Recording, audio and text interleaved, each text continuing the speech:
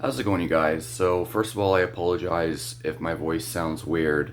I actually got elbowed in the throat during jiu-jitsu yesterday, and it's weird because it was an external injury, but it created like an internal pain as if I got a sore throat or something, which was just really weird. So, bear with me. So in this video, I want to talk a little bit about like how exactly can we figure out what is healthy when we understand that the majority of scientific nutrition, or sorry, the majority of nutrition science is nonsense, or at least unreliable, or at least, it's up to subjective interpretation. So, how can we actually discover or figure out what actually will likely produce the best results in our health?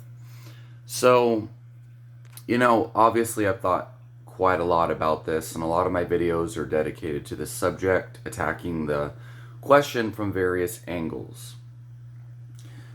And so here's what I've kind of come to, okay? So, first of all, my background, as many of you all know, I was vegan for an entire year, following all of the mechanistic science and the correlations and the population data and all that stuff, as well as intervention trials.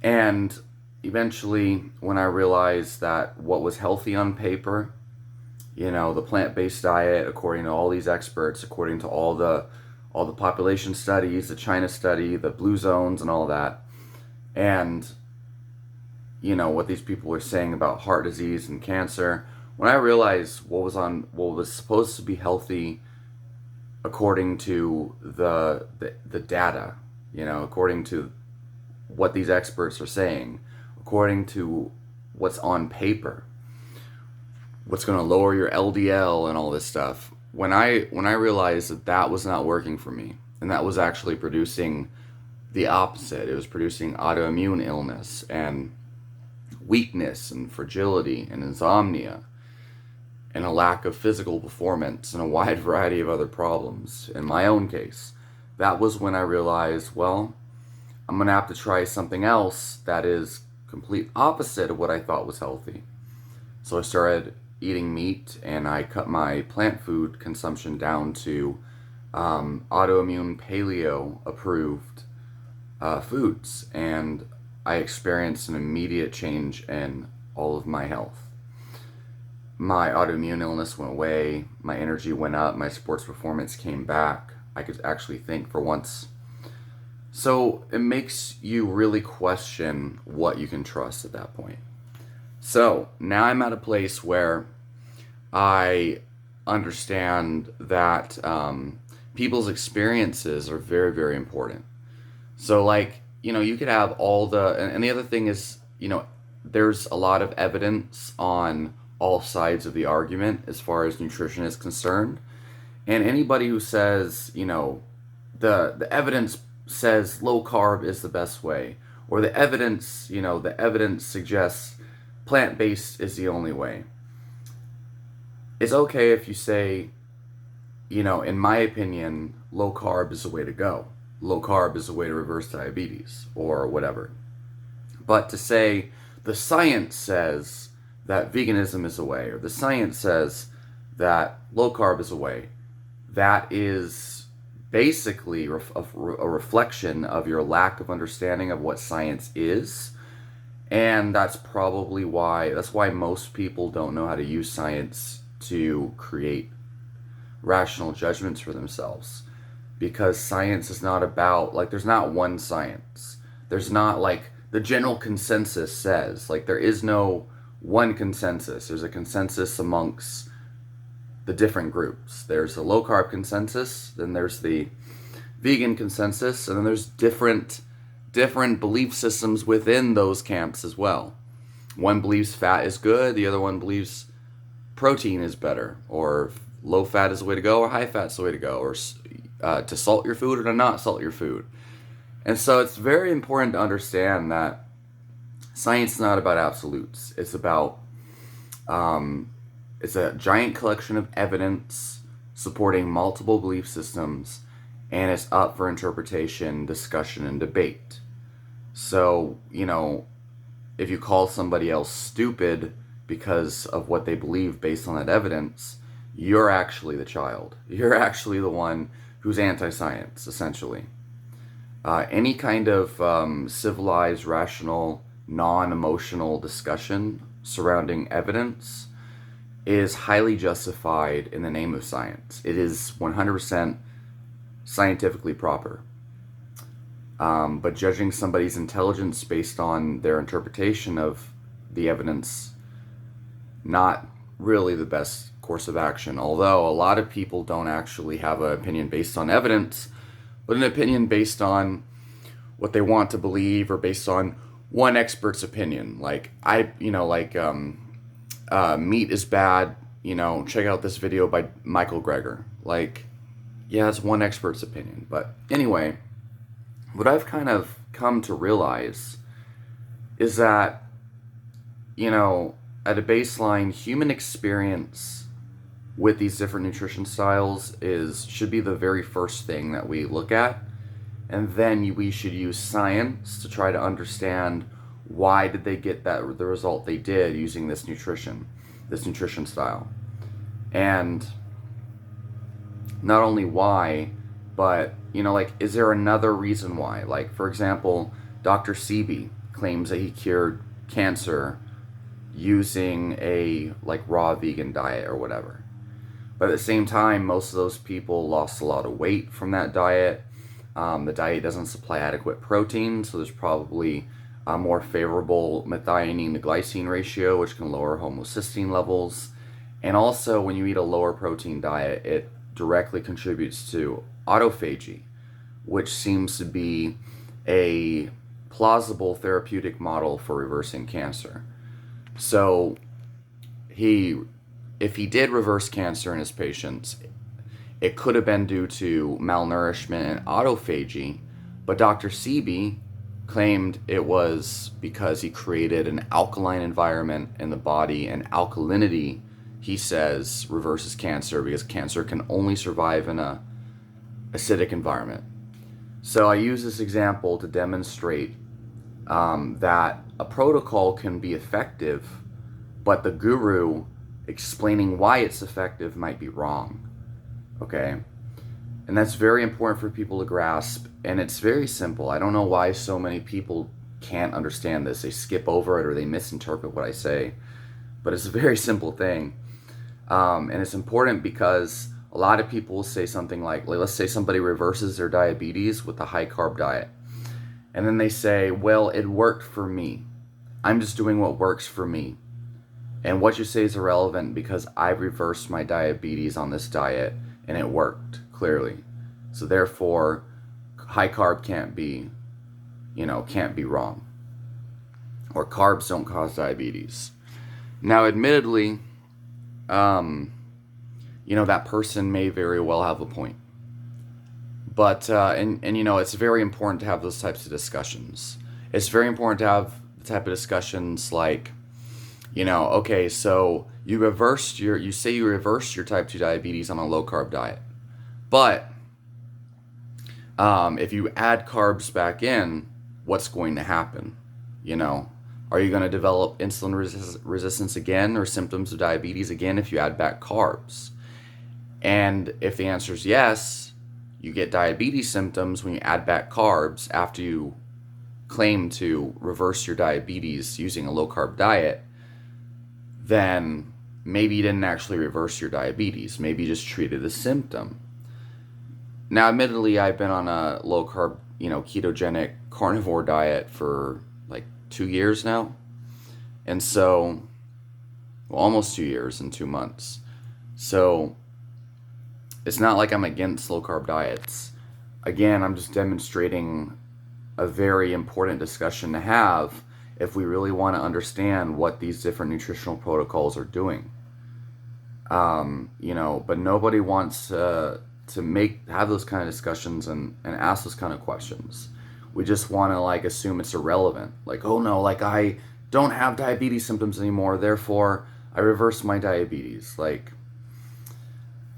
So if we're using human experience and anecdotes, this is pretty much the main reason why anecdotes, that's the main problem with anecdotes, is that you could create a health outcome using a protocol, but you don't know why the protocol worked. And you might have an explanation that doesn't make sense, like, oh, I made an alkaline environment. And also you may have created an outcome, but that outcome may not be exactly what it looks like. For example, no symptoms of diabetes, but the underlying damage might still be there to the pancreas or what have you. And only under certain circumstances did that treatment work. But under another circumstance, maybe it wouldn't work. Or if you add carbs back in, maybe it won't work, if you catch my drift. And so the point here is, again, like there's a lot of this in nutrition science. Like, for example, now there's a discussion in the low carb community. Is it carbs that cause insulin resistance, or is it high polyunsaturated, omega-6 linoleic acid that makes your adipocytes, your fat cells, insulin sensitive or insulin resistant? And carbs, maybe carbs are only bad if you have a high intake of omega-6 throughout your life. And if you don't have a high intake of omega-6, maybe you can tolerate a lot more carbs and even sugar. Orange juice, like the Ray Peat crowd, they just gorge themselves on orange juice and milk and sugar. And I think as long as they don't eat omega-6, then they're fine. And then anybody who has problems and develops diabetes on that diet, they didn't give it a long enough shot to where their cells are rid of omega-6 oils. Or like in the carnivore community, someone starts developing side effects or negative effects, and then everybody claims this oxalate dumping and detox. Doesn't that sound like the raw vegan crowd? They start to, like they're super skinny, and then they lose their period, and they claim it's detox. So, the main thing that we should be looking at is definitely anecdotal experience. And the greater quantity that we have of people that have the same health result, the more interested we should be in that intervention. Thousands of people reverse their diabetes on the carnivore diet. Thousands of people have a 0 coronary artery calcium scan on a carnivore diet. We should be re-examining what causes diabetes and heart disease in that case. Not to say CAC is the be-all end-all of heart disease diagnosis, but you get the point. We should be more interested in figuring out why it happens, but we shouldn't just automatically assume that what we're seeing is what the reality is. Just because you see diabetes symptoms or 0 coronary artery calcium on a carnivore diet doesn't mean that the carnivore diet cures diabetes or cures heart disease. Although it may be a very effective treatment and might promote longevity and health, there might be something more to the picture. And so I think that that's a lot more reliable than something like a population study. Like people who eat more red meat have a greater risk of heart disease based on, 100,000 questionnaires in America of people eating red meat in America. So those red meat eaters in America, the commonality between all of them with the highest risk of heart disease is that they eat the most red meat. But they're just average people in the population of America who eat red meat. Okay, so they eat red meat, they're red meat eaters, and red meat comes in all different meal patterns. Eating patterns that include red meat in America are typically hamburger, French fries, soda. So what are some other things besides the red meat that's wrong with that? The first thing is the French fries deep fried. They're deep fried in vegetable oil, high in omega-6, highly oxidized because now it's heated. And generally these fats can turn into trans fat-like molecules. So there's triple factors in oxidation there with the French fries alone. And then of course we have the sodas. Generally they supersize themselves. the value meal. So lots of sugar there, unlimited refills, French fries, vegetable oils, deep fried, and then we got the red meat with the condiments that contain added sugar, and the bun, which is refined white flour. And also, they enrich the white flour with iron now. And iron overload, I think, is a underlying problem that goes completely unseen, that can contribute towards heart disease and a wide variety of other problems. And so correlation does not equal causation. But this is what's wrong with the red meat studies and why you can't trust those red meat studies, or why you can't trust population data or correlation studies to tell you what's healthy and what's not. And why, people who say anecdotes are bullshit or whatever are completely delusional, because that implies that anecdotes are way worse than the population data that can only prove correlation. In a realistic everyday sense, you're going to get a way better idea of what's going on based on people's experiences. Like a doctor who sees patients every day, he can see the patterns involved. And, people might say, oh, that's different. It's not. It's really not. The more anecdotes you have, and especially if you combine that with the science, the better of understanding you'd be able to see as to why, correlations like red meat and the risk of diseases even exist. You can see, okay, maybe it's not the red meat, maybe it is. But based on these observations I see of all these carnivore people who reverse the exact conditions that these population studies say, red meat causes, it's pretty obvious it's not the red meat in these studies. It's something else. Well, let's look at, all the people I know that eat refined sugar and vegetable oils, and then they eat red meat every now and then. First of all, there's a lot of other problems with the red meat meals they eat. Second of all, the vast majority of their diet is these other factors that these confounding factors aren't controlled for in the red meat studies. So you can plug this into all sorts of correlation studies.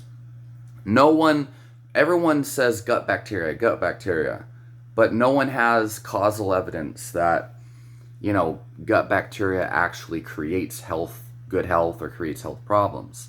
There's a couple of studies where they took the microbiome of a rat and they implanted it into another rat's microbiome, and they could create health or disease by doing that. But there's not a lot of those studies, and those are pretty damn sketchy for what we have. And then, of course, we got to look at the supplement companies. Okay? So there's a giant market now for probiotics, these things that die pretty damn easily in the shipping process. The same thing that went on with the vitamin and mineral industry, or the vitamin industry, because minerals are important, but the vitamin industry, megadosing vitamin E for antioxidant effects, and now we see a pretty significant correlation with, an actual significant correlation that's significant enough to imply causation. Vitamin E supplements seem to increase the risk of certain cancers.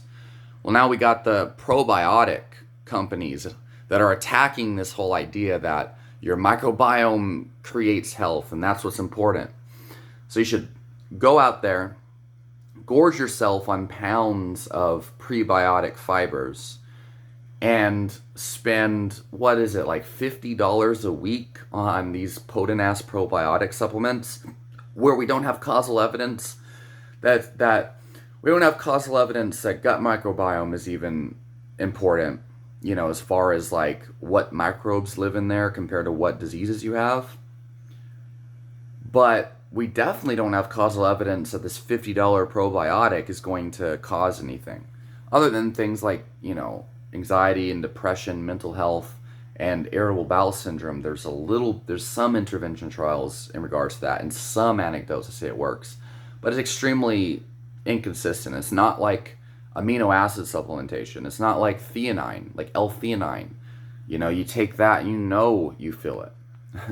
But you do the probiotic thing, and it's I think it's working. I don't know. I just take it because I hear it's healthy. Men's Health magazine told me it's healthy.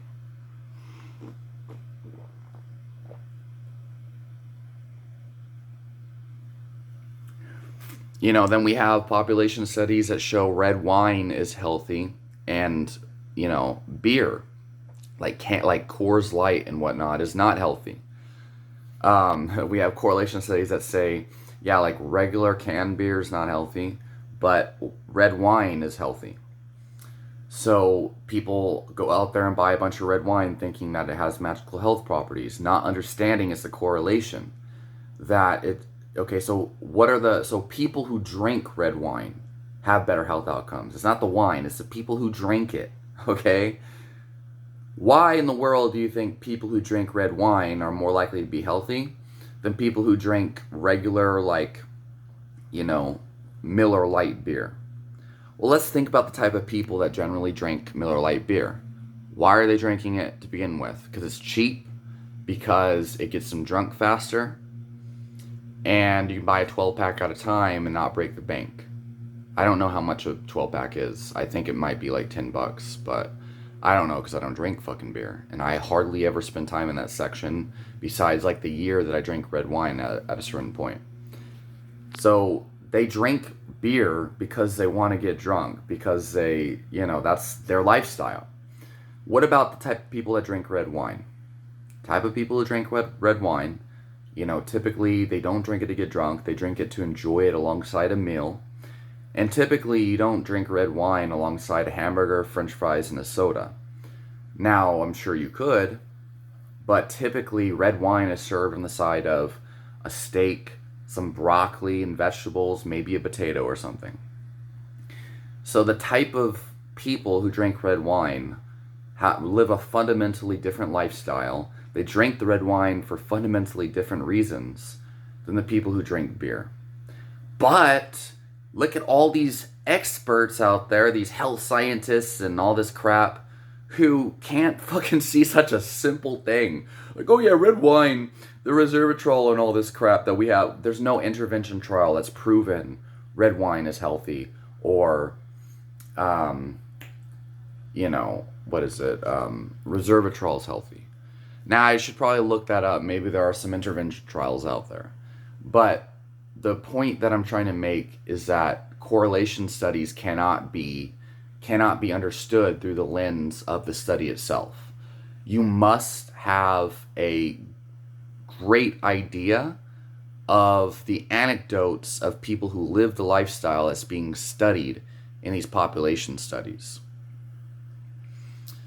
So, using any one type of evidence to formulate your ideas surrounding what's healthy and what's not is flawed. Okay? You can't just use anecdotes. Although that probably gonna produce much better results if you do, but anecdotes are extremely important so that you can really see what's going on at the reality level, at the day-to-day, what's actually producing results level.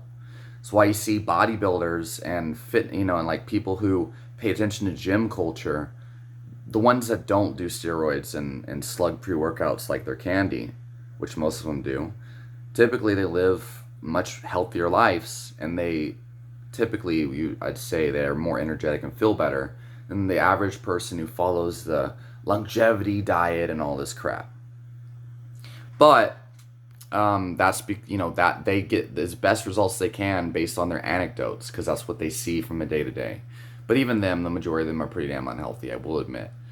But a clinician who sees reversal of diseases in his clinic is going to have a better understanding of what's actually going on than like a epidemiologist who studies populations and sees correlations. Okay.